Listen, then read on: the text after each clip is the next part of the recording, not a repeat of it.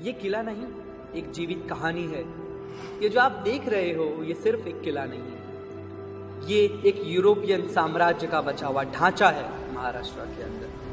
यहीं पर कभी पोर्चुगीज नोबल्स की दुनिया बसती थी, यहीं पर चर्च बेल्स की आवाज गूंजती थी, यहीं पर समुद्र से व्यापार और धनराशि आती थी, और यहीं पर एक दिन एक साम्राज्य का प्रारंभ और अंत हो गया। आज हम बात करेंगे वसई के किले की, जिसे लोग वसाइन फोर्ट भी कहते हैं, और पोर्चुगीज इसे तो वकाइन के नाम से जानते थे। वीडियो को अंत तक देखना, क्योंकि इस किले की कहानी में संधियां हैं, तूफान है, अकाल है, युद्ध है, और एक ऐसी घटना है जिसने इतिहास को एक नया मोड़ दिया।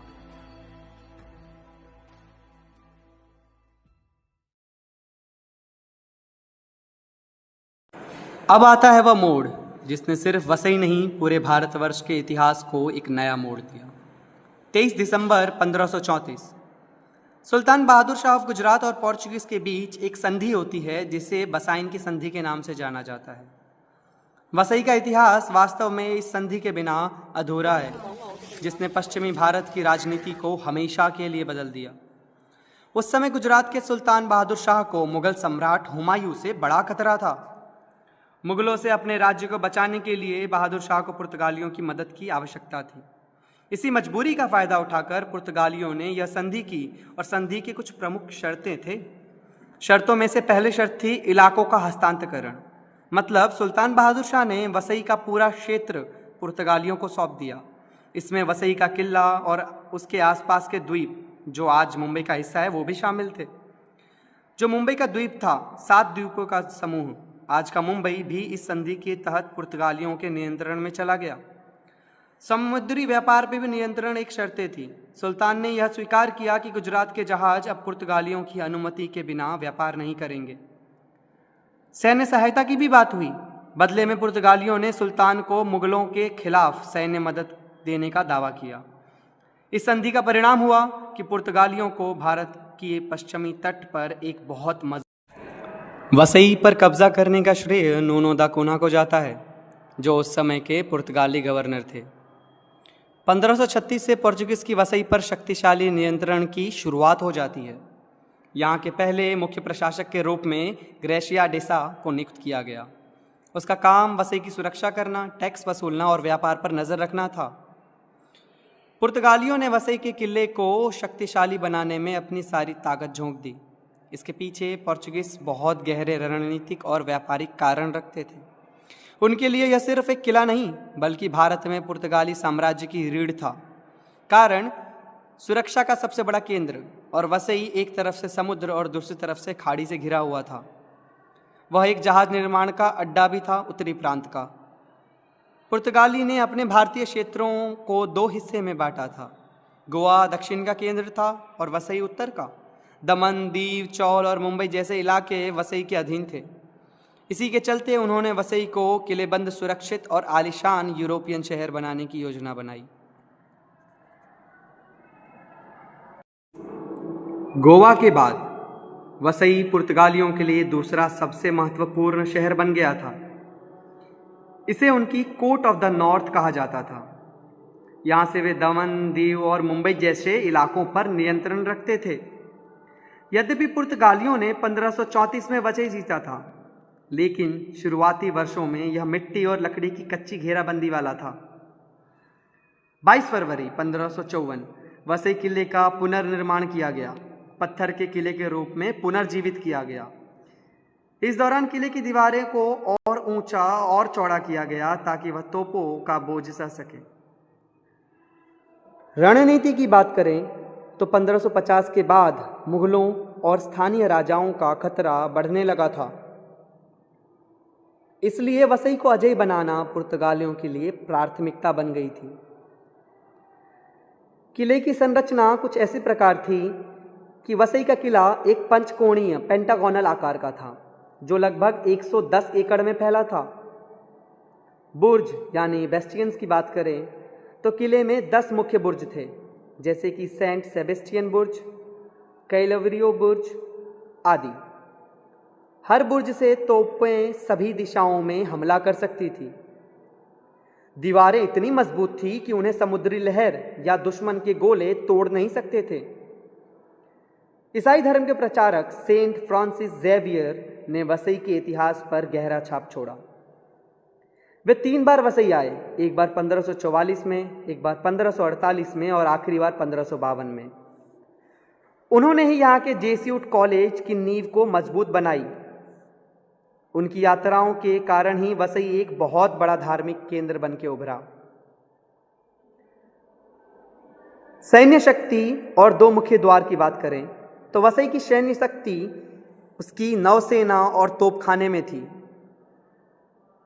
पोर्टा डो मार यानी समुद्री द्वार, जहां से पुर्तगाली बेड़े की रक्षा होती थी। पोर्टा डे टेरा यानी जमीन का द्वार, जहां से घुड़सवार सेना और पैदल सैनिक तैनात रहते थे। वसई के भीतर हमेशा एक बड़ी सैनिक की टुकड़ी और बारूद का भंडार सुरक्षित रहता था। अब आते हैं शहर की सुविधाएं पर। चर्च, अस्पताल और अदालतें किले के अंदर एक पूरा आत्मनिर्भर शहर बस चुका था। यहाँ सेंट जोसेफ कैथेड्रल चर्च जैसे भव्य चर्च थे। यहाँ का अस्पताल उस समय चिकित्सा का सबसे बड़ा केंद्र था। यहाँ पुर्तगाली कानून लागू था और यहाँ के अपराधियों के लिए अलग से कारागार भी थे। सेंट एनी कॉलेज में उस समय धर्म, विज्ञान, कला की शिक्षा दी जाती थी। 1554 का पुनर्निर्माण वसई के लिए एक ऐसा मोड़ था जिसने इसे अगले 180 सालों तक अभेद्य बनाए रखा। लेकिन कहते हैं ना, जहां साम्राज्य अपनी कामयाबी के चरम पर होता है, अक्सर तभी से उसके पतन की शुरुआत होने लगती है। अब आते हैं वसई के इतिहास के सबसे खौफनाक पन्नों पर। 1534 से जो साम्राज्य शिखर पर था, 1618 में उस पर कुदरत का ट्रिपल अटैक हुआ। विनाश का एक ऐसा चक्र जिसने वसई की कमर तोड़ दी। सबसे पहले दस्तक दी प्लेग ने। हंसता खेलता शहर शमशान में बदलने लगा। लोग कमज़ोर होने लगे, व्यापार ठप हुआ और प्रशासन पूरी तरह चरमरा गया। लेकिन यह तो सिर्फ शुरुआत थी। 15 मई 1618 को एक ऐसा विनाशकारी चक्रवात मतलब साइक्लोन आया जैसा पहले कभी नहीं देखा गया था। समंदर का पानी शहर के अंदर घुस गया। जहाज खिलौने की तरह टूट गए। हजारों नारियल के पेड़ जड़ से उखड़ गए। इतिहास की रिपोर्ट्स बताती है कि हवा इतनी तेज थी कि मजबूत चर्चों की छतें उड़ गई। सेंट जोसेफ जैसे मजबूत स्ट्रक्चर हिल गए। जो शहर अपनी भव्यता के लिए जाना जाता था, वह अब मलबे का ढेर था। मगर कुदरत का कहर अभी थमा नहीं था। तूफान के बाद मॉनसून ने दगा दे दिया। भारी अकाल पड़ा। खाने का एक एक दाना सोने से भी महंगा हो गया। भुखमरी का आलम यह था कि बेबस माता पिता ने अपने बच्चे तक को बेचने की कोशिश की ताकि वह जीवित रह सके। और उस दौरान जेसूट्स और पादरियों ने दखल दिया, राहत शिविर लगाए और लोगों को खाना खिलाया। ज़रा सोचिए, एक तरफ वह साम्राज्य जिसकी दौलत की मिसाल पूरी दुनिया में दी जाती थी, और दूसरी तरफ कुदरत का एक वार जिसने सब कुछ खाक में मिला दिया। पुर्तगालियों को लग रहा था कि वसई की दीवारें उन्हें बचा लेंगी, लेकिन वे भूल गए थे कि मराठा युद्ध सिर्फ तलवार से नहीं, दिमाग और धैर्य से लड़ते हैं। मराठा सेनापति चिम्माजी अप्पा ने सीधा आक्रमण करने के बजाय वसई किले की भू रचना, ज्वार भाटा और दीवारों की उन कमजोरियों को पता लगाया जिन्हें पुर्तगाली खुद भूल चुके थे। इस अभियान का मूल कारण सिर्फ जमीन जीतना नहीं, बल्कि कोंकण में हो रहे धार्मिक उत्पीड़न को समाप्त करना और अरब सागर पर भारतीय वर्चस्व स्थापित करना था। वसई की घेराबंदी कोई साधारण युद्ध नहीं था, यह एक वैज्ञानिक युद्ध था। मराठा सेना ने किले को चारों ओर से घेर लिया था।